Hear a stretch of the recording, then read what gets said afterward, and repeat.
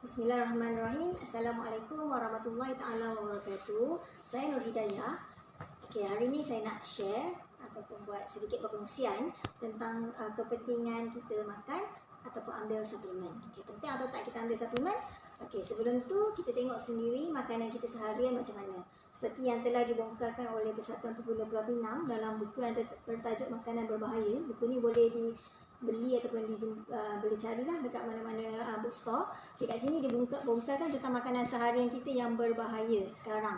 Okay, sebagai contoh ayam, hari-hari ambil makan ayam kan. Ayam sini dia telah dicukup dengan hormon dan antibiotik.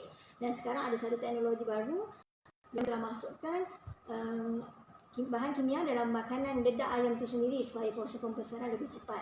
28 hari je ayam sudah boleh dijual sebab sudah matang. Okey, kemudian yang kedua tentang ikan. Ikan yang kita ambil bukannya datang terus daripada laut, tapi sebenarnya ikan tu telah berminggu-minggu ditangkap. Dan bagaimana kita dapat ikan yang segar daripada pasaran-pasaran besar? Sebab mereka telah awetkan terlebih dahulu menggunakan formaldehyde dan asid borik. Berujuklah kat sini ada diceritakan tentang tu, dan juga dibongkarkan tentang makanan sos-sos ataupun perasa yang kita gunakan dalam masakan seperti kicap dan sos-sos lain sebenarnya telah diawet untuk tahan lebih lama. Okey. Jadi saya katakan makanan-makanan tu adalah beracun sebab dia terkumpul dalam badan kita. Okey, kat sini saya nak tunjukkan satu demo. Di tangan saya ni adalah kalium permanganat. Ini adalah racun dan kita akan anggap racun ni seperti racun-racun yang saya sebut tadi. Seperti yang saya sebut tadi, dia ada ayam-ayam yang telah dicucuk antibiotik dan ada MSG, kemudian ada racun asid borik, asid benzoik dan sebagainya. Okey, kemudian kat sini kita ada yang ini adalah dua orang yang sihat. Dua orang ni saya anggapkan seperti suami isteri. Suami isteri yang mempunyai pola pemakanan yang sama lah sebab mereka hidup dalam satu rumah yang sama. Okey, kemudian cumanya si isteri ni dia lebih health conscious ataupun dia lebih aware tentang kesihatan.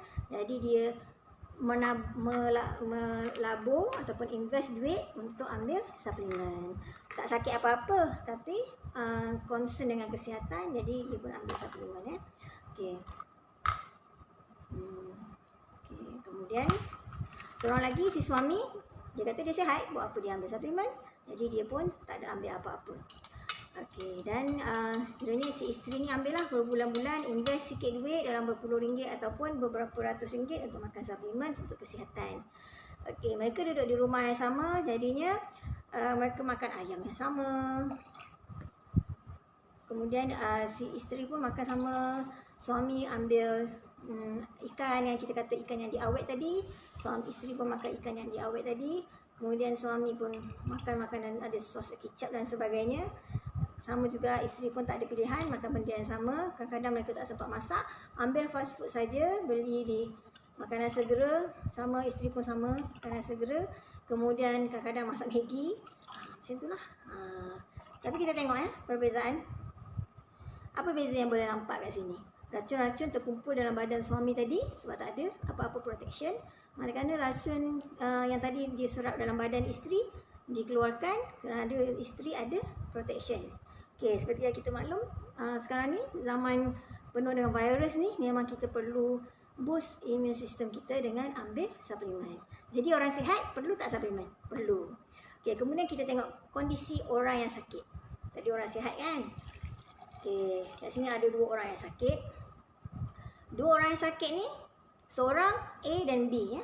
Kemudian A dia kata biasalah bila sakit kita pergi mana? Pergi klinik, jumpa doktor. Bila pergi klinik jumpa doktor, doktor buat apa? Doktor bagi ubat. Okey, tapi sebelum tu mereka berdua ni ada buah pinggang. Jadi saya anggapkan ini sebagai buah pinggang.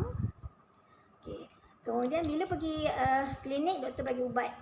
Bila kencing manis, doktor bagi ubat kencing manis. Bila darah tinggi bagi ubat darah tinggi.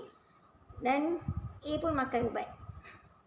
Bila makan ubat, apa terjadi pada buah pinggang A ni tadi? Okey, kita boleh tengok bila makan ubat sebenarnya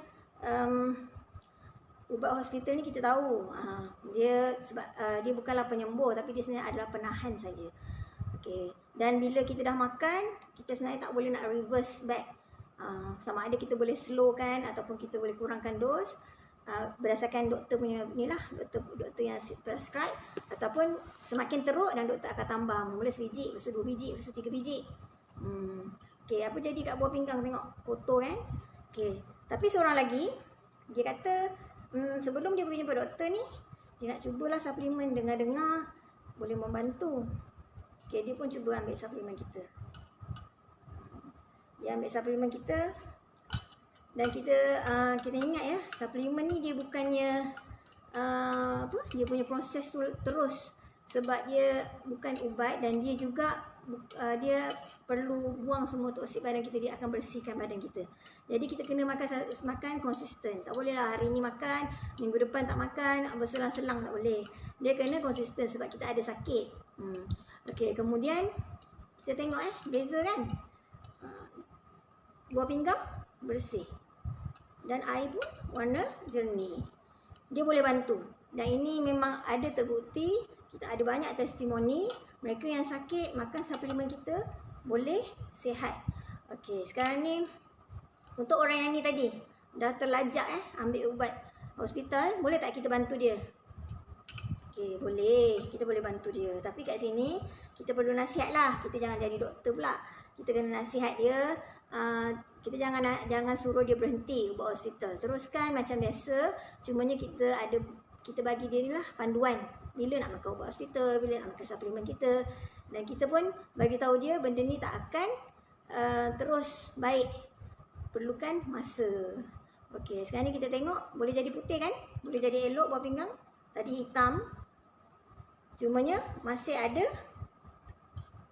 bekas-bekas ubat hospital tadi. Jadi sebenarnya kat sini menunjukkan 3 keadaan. Pertama, orang yang sihat tak ada sakit, bagus untuk ambil suplemen untuk increase immune system dia sebab kita punya makanan macam-macam sekarang. Kemudian orang yang sakit dan tak ada ambil ubat hospital boleh ikhtiar ambil suplemen untuk bagi supaya sihat. Dan orang yang sakit dah ambil pun ubat hospital pun masih boleh ikhtiar menggunakan suplemen kita untuk sihat. Okey, jadi kalau ada pertanyaan boleh rujuk pada ejen-ejen MW di luar.